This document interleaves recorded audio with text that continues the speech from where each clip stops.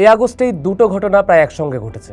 দেশের বিভিন্ন জায়গায় যখন বোমা বিস্ফোরক উদ্ধারের মতো ঘটনা ঘটছে, ঠিক তখনই বাংলাদেশে আল কায়দার নজর নিয়ে জাতিসংঘের নিরাপত্তা পরিষদে একটা রিপোর্ট পাওয়া গেছে।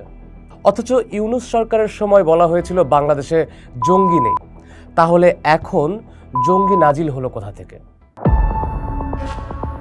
এই প্রশ্নের উত্তর খোঁজার আগে অনেক ইনফরমেশনের ভেতর থেকে আমাদের জাতিসংঘের রিপোর্ট নিয়ে কিছু সঠিক তথ্য ফিল্টার করে নেওয়া দরকার। মিডিয়া যেভাবে বাংলাদেশে আল কায়দার তৎপরতা বাড়ছে বলে শিরোনাম করছে, জাতিসংঘের রিপোর্টের ভাষা কিন্তু ততটাও জোরালো নয়।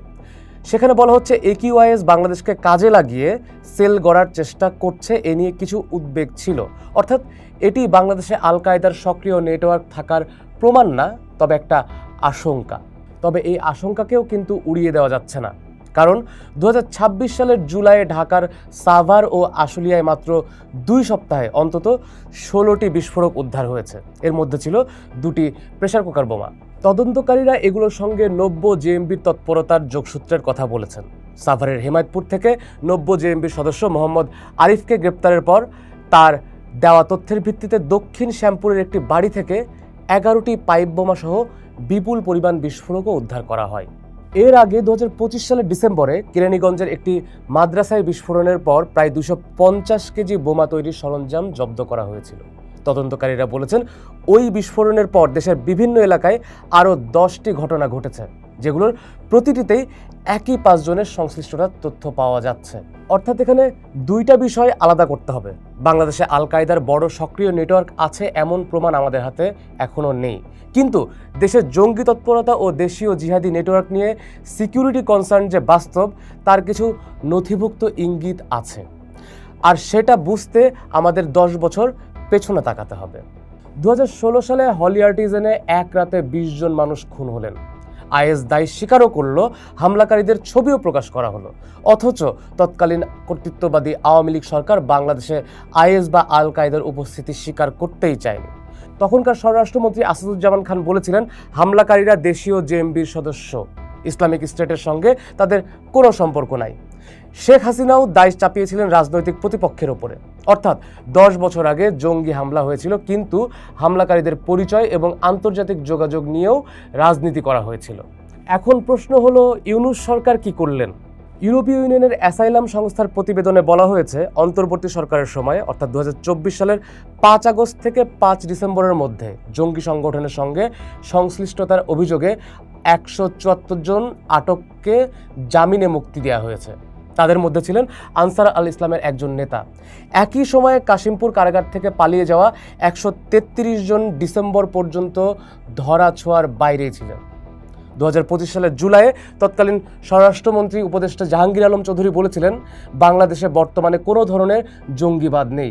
শুধু সরকার নয়, একই সময়ে রাজনৈতিক বয়ানও জঙ্গিবাদকে অস্বীকার করার প্রবণতা দেখা গেছে। 2025 সালের জানুয়ারিতে জামাত নেতা সেলিম উদ্দিন বলেছিলেন, দেশে এখন কোনো জঙ্গি নেই, বরং শেখ হাসিনার সঙ্গে দেশ থেকে জঙ্গিরাও পালিয়ে গেছে। আবার ফেব্রুয়ারিতে জামাতের সেক্রেটারি জেনারেল মিয়া গোলাম পরোয়ার অভিযোগ করেন, আওয়ামী লীগ আমলে দাড়ি টুপি দেখেই মানুষকে জঙ্গি বানিয়ে কারাগারে পাঠানো হয়েছে। বাংলাদেশের রাজনৈতিক বয়ানে তাহলে কেন এভাবে জঙ্গিবাদকে অস্বীকার করা হলো? এটা কি বাংলাদেশে উগ্র ডানপন্থা রাজনীতির পথকে সুগম করে দিতে, যাতে সেদিকে মানুষের মনোযোগ না থাকে, যাতে তারা তলে তলে বেড়ে ওঠে এবং ডানপন্থার রাজনীতি মেইনস্ট্রিমিং হয়ে যায়? আচ্ছা, জঙ্গি নেই এই ধরনের অস্বীকার করাটা কতটা যৌক্তিক? এখানে তথ্য বেশ স্পষ্ট এবং রীতিমতো নথিভুক্ত। পাকিস্তানের প্রথম সারির দৈনিক ডন এর অনুসন্ধানী প্রতিবেদন বলছে, অন্তত 4 জন বাংলাদেশি তরুণ পাকিস্তানের নিষিদ্ধ জঙ্গি গোষ্ঠী তেহরিকি তালেবান পাকিস্তান বা টিটিপির হয়ে লড়াই করতে গিয়ে নিহত হয়েছেন। এদের একজন মাদারীপুরের 22 বছরের ফয়সাল হোসেন, যিনি 2025 সালের সেপ্টেম্বরে খাইবার পাখতুনখোয়ার কারাক জেলায় এক নিরাপত্তা অভিযানে নিহত হন। আরেকজন জুবায়ের আহমেদ।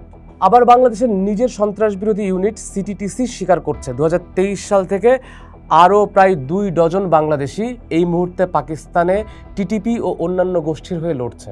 রাষ্ট্রীয় দলিলেও উঠে এসেছে যে 2025 সালের জুলাইয়ে অ্যান্টি টেরোরিজম ইউনিট সাভার থানায় 6 জনের নাম উল্লেখ করে মামলা করে, যেখানে অভিযোগ তারা টিটিপির হয়ে অন্য একটি দেশের নিরাপত্তা অস্থিতিশীল করার ষড়যন্ত্রে জড়িত ছিল।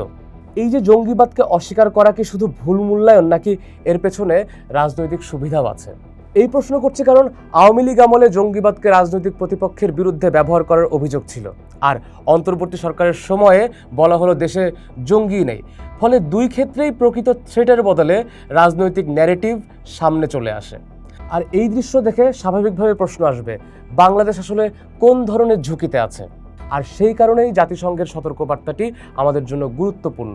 প্রসঙ্গত, জর্জিয়ার স্টেট ইউনিভার্সিটির ডক্টরাল ফেলো আসিফ বিন আলী সোশ্যাল মিডিয়াতে জানান, উগ্রবাদ বা সন্ত্রাসের অভিযোগে অভিযুক্ত ব্যক্তিদের বিষয়ে একটা অতিরিক্ত রোমান্টিক দৃষ্টিভঙ্গি তৈরি হয়েছিল।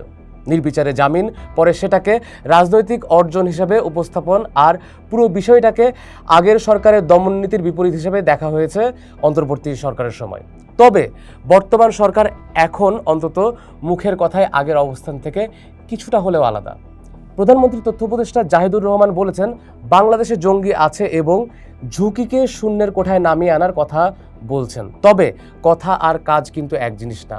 তাহলে এখন নতুন সরকারের সামনে প্রশ্ন, নতুন সরকার কি জঙ্গিবাদকে আবার রাজনীতির গল্প বানাবে, নাকি প্রমাণের ভিত্তিতে নিরাপত্তার সমস্যা হিসেবে সেটাকে মোকাবেলা করবে?